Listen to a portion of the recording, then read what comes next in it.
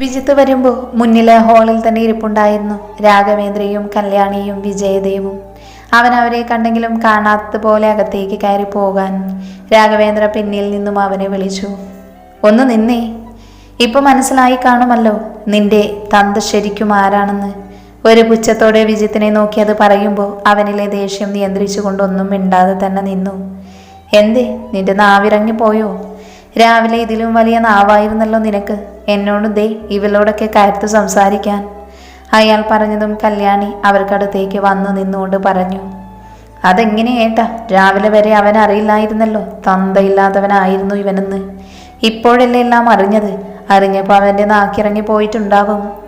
ചെറിയമ്മേ വേണ്ട, വെറുതെ പ്രശ്നം ഉണ്ടാക്കാനാണ് പുറപ്പാടെങ്കിൽ അത് വേണ്ട, വിജിത്ത് അവർക്ക് നേരെ കയർത്തുകൊണ്ട് പറഞ്ഞു.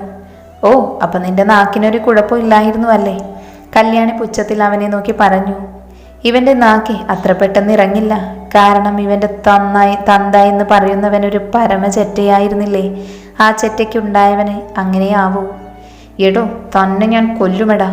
അത്രയും പറഞ്ഞ് വിജിത്ത് അയാളുടെ ഷർട്ടിന് കുത്തിപ്പിടിച്ചതും അയാൾ ദേഷ്യത്തിൽ അവനെ നോക്കി. ഏട്ടനെന്ത് നോക്കി നിൽക്കുക? ഏട്ടന്റെ കഴുത്തിന് കുത്തിപ്പിടിച്ച് അവന്റെ കരണം നോക്കി കൊടുക്കേട്ടാ, കല്യാണി അയാൾക്ക് നേരെ ചീറിക്കൊണ്ട് പറഞ്ഞു. രാഘവേന്ദ്ര ഊക്കോടുകൂടെ അവനെ പിന്നിലേക്ക് തള്ളി. എന്നിട്ട് വിജിത്തിന്റെ കഴുത്തിന് കുത്തിപ്പിടിച്ച് പറഞ്ഞു. എടാ പന്ന മോനെ, എത്ര ധൈര്യം ഉണ്ടായിട്ടാണ് നീ എൻ്റെ കഴുത്തിന് കുത്തിപ്പിടിച്ചത്? കല്യാണത്തിന് മുൻപ് തന്നെ നിന്റെ തള്ളയില്ലേ എൻ്റെ ഭാര്യ എന്ന് പറയുന്നവൾ കണ്ടവൻ്റെ വിഴുപ്പ് ചുവന്ന് പ്രസവിച്ച പിഴച്ച ജന്മ നിന്റേത്. നിന്നെ കാണുമ്പോൾ എല്ലാം എനിക്ക് ആ പന്ന മോനെ ഓർമ്മ വരും. അതാ നിന്നോട് എപ്പോഴും അകലം പാലിച്ചു നിന്നേ. പക്ഷെ നിന്റെ അച്ചായ എന്നുള്ള വിളി എനിക്ക് ദേഷ്യമാണ് ഓരോ തവണയും ഉണ്ടാക്കിയത്. ഞാൻ ചെയ്യാത്ത പ്രവൃത്തിക്ക് കിട്ടിയ കൂലിയാണ് നീ.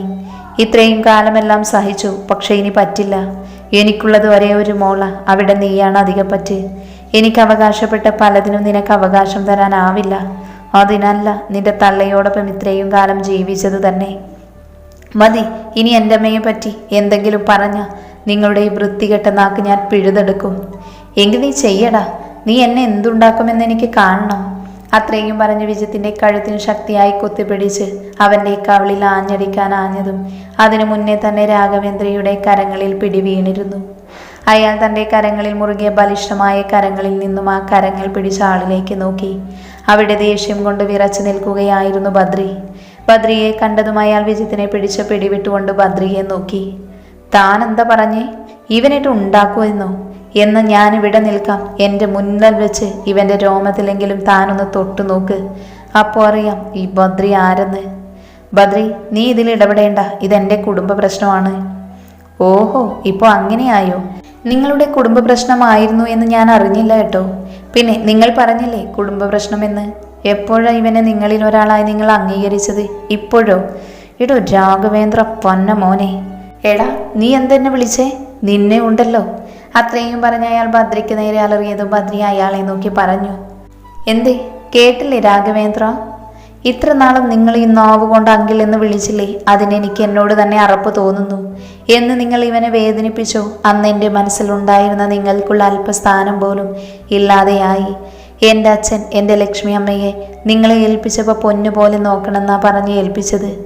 എൻ്റെ അച്ഛനുണ്ടായിരുന്ന കാലം അത്രയും ലക്ഷ്മി അമ്മയ്ക്കും എൻ്റെ വിജിത്തിനും നിങ്ങൾ നല്ലൊരു ഭർത്താവും അച്ഛനുമായിരുന്നു. ഇല്ല, എൻ്റെ അച്ഛൻ്റെ മുൻപിൽ അഭിനയിച്ചു എന്ന് വേണമെങ്കിൽ പറയാം. എന്ന് എൻ്റെ അച്ഛൻ ഇല്ലാതെയായോ അന്ന് മുതൽ നിങ്ങൾ നിങ്ങൾക്കുള്ളിലെ അസുരനെ പുറത്ത് കാണിക്കാൻ തുടങ്ങി. അന്ന് ഞാൻ ചെറുപ്പമായതുകൊണ്ട് പ്രതികരിച്ചില്ല. എൻ്റെ ലക്ഷ്മി അമ്മയുടെയും മുത്തശ്ശൻ്റെയും മുത്തശ്ശിയുടെയും ഒക്കെ കണ്ണിന് കണ്ടു നിൽക്കാനേ കഴിഞ്ഞുള്ളൂ. പക്ഷേ എൻ്റെ 18 വയസ്സായപ്പോൾ കാളിയാർ മഠത്തിൻ്റെ സ്വത്തുക്കളെല്ലാം എൻ്റെ പേരിലാണെന്നറിഞ്ഞതും നിങ്ങളും ഈ നിൽക്കുന്ന ചെറിയമ്മ ഉൾപ്പെടെ പലരും കാണിച്ച നെറുകേട് ബദ്രി മറന്നിട്ടില്ല. അന്ന് ഞാൻ മൗനം പാലിച്ചത് എൻ്റെ അച്ഛനും അമ്മയും മരിക്കുമ്പോൾ അവർക്കൊരു വാക്ക് കൊടുത്തിരുന്നു, ഒരിക്കലും ഈ കുടുംബം ശിഥിലമാവാൻ ഇടവരുത്തില്ലെന്ന്. ലക്ഷ്മി അമ്മയ്ക്കും എൻ്റെ അനിയന്മാർക്കും അനിയത്തിമാർക്കൊക്കെ വേണ്ടിയിട്ട് പലരും കാണിക്കുന്ന പല നെറുകേടും ഇന്നും ഈ ബദ്രി കണ്ടില്ലെന്ന് വെക്കുന്നത് എന്ന് കരുതി എപ്പോഴും ബദ്രിയിൽ നിന്നത് ഉണ്ടാവില്ല. ഇന്നും ഈ വീട്ടിൽ നിങ്ങൾ ഓരോരുത്തരും ഇഷ്ടമില്ലെങ്കിൽ കൂടി കടിച്ചു തൂങ്ങി നിൽക്കുന്നതിൻ്റെ ഉദ്ദേശം എന്തെന്നും നന്നായി ഇവിടെ ഉള്ള മറ്റാരേക്കാളും നന്നായി തന്നെ എനിക്കറിയാം. അതുകൊണ്ട് വെറുതെ ഈ ബദ്രിയായി വേണ്ടെന്ന് വിട്ടുപോകുന്ന പല കാര്യങ്ങളും എന്നെക്കൊണ്ട് ചെയ്യിക്കരുത്. ചെയ്യിച്ച അത് പലരുടെയും നാശമായിരിക്കും വിതയ്ക്കുന്നത്. അത്രയും പറഞ്ഞ ശേഷം ബദ്രി കല്യാണിയെ നോക്കി. നിങ്ങൾ അസല് ഒരു നാരദമുനിയെന്ന് അറിയാഞ്ഞിട്ടല്ല, മറിച്ച് എൻ്റെ അച്ഛൻ്റെ അനിയൻ്റെ ഭാര്യയാണല്ലോ എന്നുള്ള സ്ഥാനം കൊണ്ടാണ് പലതും ഞാൻ കണ്ണടയ്ക്കുന്നത്. ഇനി മേലിൽ വിജിത്തിന് നേരെയോ ഈ വീട്ടിലെ ആർക്ക് നേരെയും നിങ്ങളുടെ ഈ ദുഷിച്ച നാവ് പൊങ്ങിയാ പിന്നെ ആ നാവ് പൊങ്ങാത്ത വിധം താഴ്ത്താൻ ഈ ഭദ്രയ്ക്കറിയാം. അത് വേണ്ടെങ്കിൽ അടങ്ങി ഒതുങ്ങി ഭർത്താവിൻ്റെ കാര്യം നോക്കി മിണ്ടാതിരുന്നോളണം. എങ്കിൽ നിങ്ങൾക്ക് തന്നെ കൊള്ളാം. ഭദ്രി അത് പറയുമ്പോൾ കല്യാണി ഒന്ന് പേടിച്ചു. അവർ പിന്നെ അവിടെ നിൽക്കാതെ അവരുടെ ഭർത്താവ് വിജയദേവനെയും വിളിച്ചുകൊണ്ട് പോകുമ്പോൾ അയാളുടെ മുഖത്തപ്പോൾ ഉണ്ടായിരുന്ന ഭാവം എന്തെന്ന് ആർക്കും മനസ്സിലായില്ല. ഇത്രയും നേരം നിങ്ങളെ താങ്ങി നിന്നവരോടൊക്കെ പൊടിയും തട്ടിപ്പോയി, എന്തേ കൂടെ പോണില്ലേ? ഭദ്രി പുച്ഛത്തോടെ ചിരിച്ചുകൊണ്ട് രാഘവേന്ദ്രയെ നോക്കി പറയുമ്പോൾ അയാൾ ദേഷ്യത്തോടെ മുഷ്ടി ചുരുട്ടിക്കൊണ്ട് അവിടെ നിന്ന് പോയിരുന്നു. ഭദ്രി നോക്കുമ്പോൾ കണ്ണുകൾ നിറച്ചു നിൽക്കുന്ന വിജിത്തിനെയാണ് കാണുന്നത്. മോനെ വിജി, എന്താടാ ഇത്?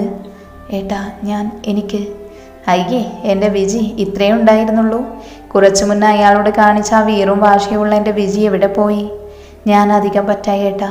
ഞാൻ ഈ വീട്ടിലുള്ളിടത്തോളം കാലം എൻ്റെ അമ്മയ്ക്കുള്ള തുറന്ന് സന്തോഷിക്കാൻ പോലും കഴിയില്ല. അത്രയ്ക്കും നശിച്ച ജന്മമാണ് എൻ്റേത്. നിന്നോട് ആരാ പറഞ്ഞ് നിന്റെ നശിച്ച ജന്മമെന്ന്? ഞാൻ പറഞ്ഞോ? ഇല്ലല്ലോ. ആ പോയ വൃത്തികെട്ട മോൻ എന്തെങ്കിലും പറഞ്ഞെന്ന് കരുതി നീ അങ്ങനെ ആവുമോ ഞങ്ങൾക്ക്? നീ ഈ വീട്ടിൽ നിന്ന് പോയത് കൊണ്ടൊന്നും അയാൾ മാറില്ല. കാരണം അയാളുടെ ലക്ഷ്യമെന്തെന്ന് അതെനിക്കറിയാം. പിന്നെ ഇതെൻ്റെ വീടാണ്. എൻ്റേതെല്ലാം എന്നും നിൻ്റേതായിരിക്കും. എന്നെപ്പോലെ നിനക്കും അവകാശമുള്ളതായി എല്ലാം.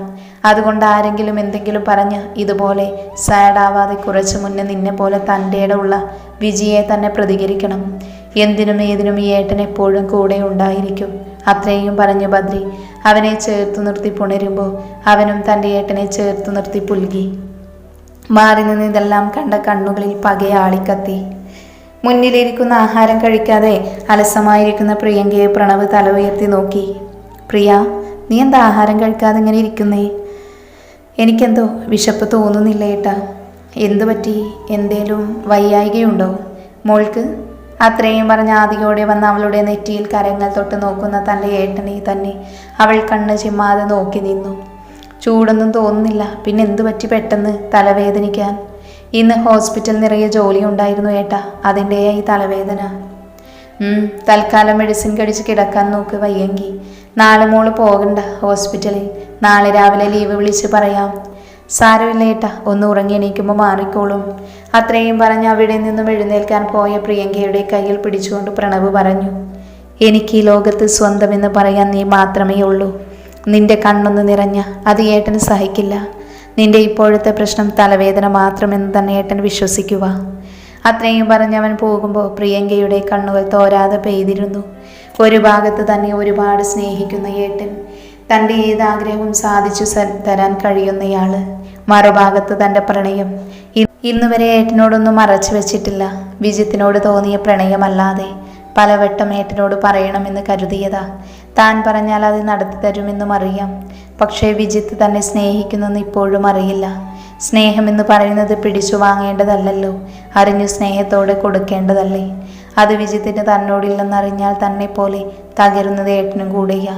അതുകൊണ്ടാണ് തൻ്റെ പ്രണയം വിജിത്തിനോട് തുറന്ന് പറഞ്ഞത്. പ്രതീക്ഷയ്ക്കുള്ള ചെറിയ കണികയെങ്കിലും ഉണ്ടായെന്നറിയാൻ.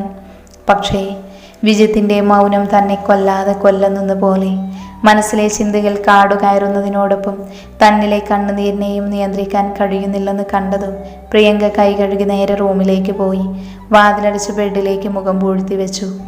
ഏറെ നേരത്തിനു ശേഷം എന്തോ ഓർത്ത പോലെ പില്ലോയുടെ അടിയിൽ ഭദ്രമായി വെച്ചിരുന്ന വിജിത്തിൻ്റെ ഫോട്ടോ കയ്യിലെടുത്ത് ഒരു നിമിഷം അതിലേക്ക് തന്നെ ഉറ്റുനോക്കിയിരുന്നു അവൾ. അവസാനം വീണ്ടും അവളിലെ സങ്കടം കണ്ണീരായി പുറത്തേക്ക് വന്നതും ആ കരച്ചിൽ പുറത്ത് കേൾക്കാത്ത വണ്ണം അമർത്തി കരഞ്ഞുപോയി അവൾ.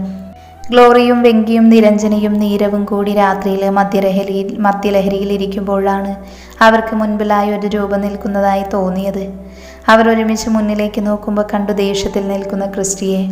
പെട്ടെന്ന് അവനെ കണ്ടതും ഒരു അമ്പരപ്പ് ഉണ്ടാക്കിയെങ്കിലും പിന്നീട് എല്ലാവരുടെയും ചുണ്ടിൽ അവനെ കണ്ട സന്തോഷത്തിൽ പുഞ്ചിരി ഉതിർന്നു. ക്രിസ്റ്റി, നീ ഇതപ്പെത്തി? വരുമെന്നുള്ളൊരു മുന്നറിയിപ്പും തന്നില്ലല്ലോ നീ. എന്നാൽ അതിനുള്ള ഉത്തരം നൽകാതെ മുന്നിലിരുന്ന ബിയർ ബോട്ടിൽ ആവേശത്തോടെ ചുണ്ടോട് ചേർത്ത് ഒറ്റ കുതിപ്പിനകത്താക്കിയ ശേഷം ആ ബിയർ ബോട്ടിൽ അവിടെയുള്ള ചുമരിലേക്ക് എറിഞ്ഞു ശക്തിയായി പൊട്ടിച്ചു. പെട്ടെന്നുള്ള ക്രിസ്റ്റിയുടെ ഭാവവ്യത്യാസത്തിൽ എല്ലാവരും ഒന്ന് നടങ്ങി. ക്രിസ്റ്റി, നിനക്കെന്താ പറ്റിയേ? എന്തേലും പ്രശ്നമുണ്ടോ നിനക്ക്? വെങ്കി അവൻ്റെ അടുത്തേക്ക് നീങ്ങി നിന്നുകൊണ്ട് ചോദിച്ചു. എൻ്റെ പ്രശ്നം എന്തെന്ന് നിനക്കറിയില്ലേ വെങ്കി? ഇനി അറിഞ്ഞിട്ടും നീ ഇവരെയൊക്കെ കൂടി അറിയാത്ത പോലെ നടക്കുന്നതാണോ? ക്രിസ്റ്റി, അത് പിന്നെ ഞാൻ ഇവിടുന്ന് മാറി നിൽക്കുമ്പോൾ തന്നെ പറഞ്ഞതാ നിന്നോടൊക്കെ അവൾ ആ രുദ്രയുടെ മേലൊരു കണ്ണു വേണമെന്നുള്ളത്. ഞങ്ങൾ അവളെ ശ്രദ്ധിക്കുന്നുണ്ടായിരുന്നു ക്രിസ്റ്റി. ഗ്ലോറി അവനെ നോക്കി പറഞ്ഞു. നിന്റെയൊക്കെ നോട്ടം എനിക്ക് മനസ്സിലായി. അതിൻ്റെ കൂടുതൽ കൊണ്ടാണല്ലോ അവൾ ഇന്ന് കണ്ടവൻ്റെ ഭാര്യയായത്. ക്രിസ്റ്റി അത് പറയുമ്പോൾ എല്ലാവരിലും മൗനം മാത്രം ഉടലെടുത്തു.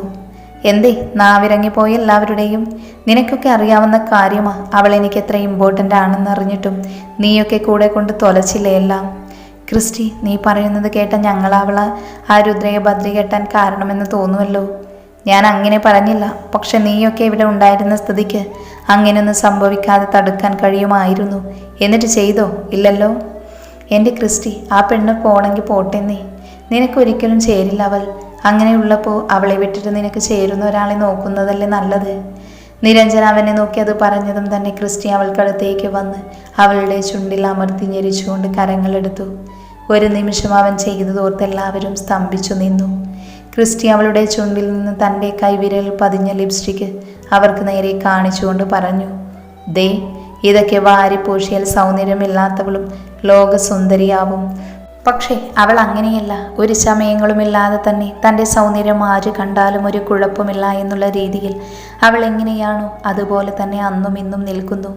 ഇതൊക്കെ അവളിട്ടാൽ നീയൊക്കെ പിന്നെ ഇതിലും കൂടി സൗന്ദര്യ വസ്തുക്കൾ തേടി പോകേണ്ടി വരും. ക്രിസ്റ്റി അത് പറയുമ്പോൾ ഗ്ലോറിയയുടെ മുഖം ദേഷ്യം കൊണ്ട് ചുവന്നിരുന്നു. എന്നാൽ അതവൻ കാണാതിരിക്കാൻ സമൃദ്ധമായി മറച്ചു പിടിച്ചു. അപ്പോഴും ഗ്ലോറിക്കുള്ളിൽ ക്രിസ്റ്റി രുദ്രയെ അവർക്ക് മുൻപിൽ പുകഴ്ത്തി പറഞ്ഞതിലുള്ള അമർഷമുണ്ടായിരുന്നു. അപ്പോൾ അവൾക്ക് വേണ്ടി നീ ഞങ്ങളെപ്പോലും തള്ളി പറയാനായല്ലേ ക്രിസ്റ്റി? ഗ്ലോറി അവന് നേരെ തിരിഞ്ഞോട് ചോദിച്ചു. ഗ്ലോറി, എല്ലാം അറിയാമായിരുന്നിട്ട് കൂടി നീയൊക്കെ എങ്ങനെ ചിന്തിച്ചു പറയാൻ നിന്ന എനിക്കൊന്നും തന്നെ പറയാനില്ല. എങ്ങനെ ചിന്തിക്കാതിരിക്കും? കുറച്ചു മുന്നേ നീ പറഞ്ഞതൊക്കെ വെച്ച് ഞങ്ങൾ പിന്നെ എന്താ മനസ്സിലാക്കേണ്ടത്? അവളോട് എനിക്കിഷ്ടമുണ്ടായിരുന്നു. എൻ്റെ ഉള്ളിൽ തട്ടിത്തന്നെയാ തോന്നിയേ. പക്ഷേ എന്ന് എനിക്ക് മുൻപിൽ മറ്റൊരുത്തിനെ നിർത്തി എൻ്റെ ഈ കവിളിൽ തല്ലി എല്ലാവരുടെയും മുൻപിൽ അപമാനിച്ചു. അന്ന് തൊട്ട് വാശിയായി അവളെ തന്നെ കെട്ടണമെന്ന്. അതിനുശേഷം വീണ്ടും അവളെ കണ്ട് സംസാരിക്കാൻ പോയ എന്നെ അവൾ മാത്രമല്ല അവളുടെ മറ്റേ പന്നമോൻ ചേർന്ന് ഇവിടെ തല്ലി. കമ്പനിയിൽ നിന്ന് തന്നെ പുറത്താക്കിയില്ലേ എന്നെ. ഒന്നും ഞാൻ മറന്നിട്ടില്ല. ഇന്ന് വരെ ഈ ക്രിസ്റ്റി ആഗ്രഹിച്ചതെന്തും നേടിയിട്ടേ ഉള്ളൂ. അതിന് എൻ്റെ ശത്രുക്കളായാൽ പോലും. അങ്ങനെയുള്ളപ്പോൾ അവളെ ഞാൻ വിട്ടുകളയുമോ? എന്നെ തല്ലിയ അവളുടെ അക്കാരങ്ങൾ കൊണ്ട് അതേ ആൾക്കാർക്ക് മുൻപിൽ വെച്ച് തന്നെ തലോടിച്ചിട്ട് ഈ ക്രിസ്റ്റി അടങ്ങും. അതിനുവേണ്ടി അവൾ വേണം ഒരു പട്ടിയെ പോലെ എൻ്റെ കാൽ കീഴിൽ തന്നെ. അവളുടെ സങ്കടം കണ്ട് അവളുടെ വാലാട്ടി പട്ടിയായി നടക്കുന്നില്ലേ രണ്ടും? അവരും കരയും. ഇല്ലെങ്കിൽ കരയിപ്പിക്കും ഈ ക്രിസ്റ്റി. നീ കരുതും പോലെ അവളിപ്പോൾ പഴയ രുദ്രയല്ല. ആ ബദ്രനാഥിൻ്റെ ഭാര്യയാണ്. നീ അവളെ ചോദിച്ച് ചെന്നാലൊന്നും അവളെ കിട്ടില്ല. അയാളെ അറിയാലോ നിനക്ക്. അയാൾക്ക് മുന്നിൽ നിനക്കെന്നല്ല ആർക്കും ജയിക്കാനാവില്ല. 5 വർഷം അവൾ ഒരുത്തനെ സ്നേഹിച്ചിട്ട് എന്തായി? അവളുടെ തള്ളയും തന്തയും ചത്തപ്പോൾ അവൻ ഇട്ടെറിഞ്ഞു പോയില്ലേ? ഇന്നും അവൾ ഉൾപ്പെടെ എല്ലാവരും അങ്ങനെ തന്നെയാണ് കരുതിയിരിക്കുന്നത് നന്നായി അറിയാം. പക്ഷേ അതിന് പിന്നിലും ആരും സംശയിക്കാത്ത രീതിയിൽ എൻ്റെ കരങ്ങളുണ്ടെന്ന് മറ്റൊരു സത്യം. വെറുമൊരു കൊറിയർ അവളുടെ കാമുകൻ്റെ വീട്ടിലേക്ക് അയച്ച് ആ ബന്ധമില്ലാതെയാക്കാൻ എനിക്ക് കഴിഞ്ഞെങ്കിൽ ഇതും പറ്റും. കാരണം സംശയമൊന്നിട്ടുകൊടുത്താൽ മതി. അത് ആളിക്കത്തി നാശം വിതയ്ക്കാൻ അധിക സമയം വേണ്ട. പക്ഷേ ഇവിടെ ആള് ബദ്രിയാണ്, അത് മറക്കണ്ട. ബദ്രി, അത്രയും പറഞ്ഞവൻ അട്ടഹസിച്ച് ചിരിച്ചു. ബദ്രി, അവൻ എൻ്റെ ബോസിൻ്റെ വേട്ടമൃഗമാണ്. അവൻ്റെ മരണസമയമാവുമ്പോൾ കാലനായി വരും അയാൾ. അതുവരെ അയാൾ മറഞ്ഞിരിക്കും. ബോസ് കൂടെയുള്ളപ്പോൾ ഞാൻ അവനെ ഭയക്കേണ്ട കാര്യമില്ല. അവൻ്റെ അപ്പോഴത്തെ സംസാരവും ചിരിയും മറ്റുള്ളവരിൽ സംശയം നിഴലിച്ചു. അവർക്കുള്ളിലെ സംശയം അവനോട് ചോദിച്ചാലും പറയില്ലെന്നറിയാവുന്നതുകൊണ്ട് ആരും ഒന്നും ചോദിച്ചില്ല. എന്നാൽ ഈ സമയം ക്രിസ്റ്റിയുടെ മനസ്സിൽ നിറഞ്ഞു നിന്നത് രുദ്രയും ബദ്രിയും മാത്രമായിരുന്നു.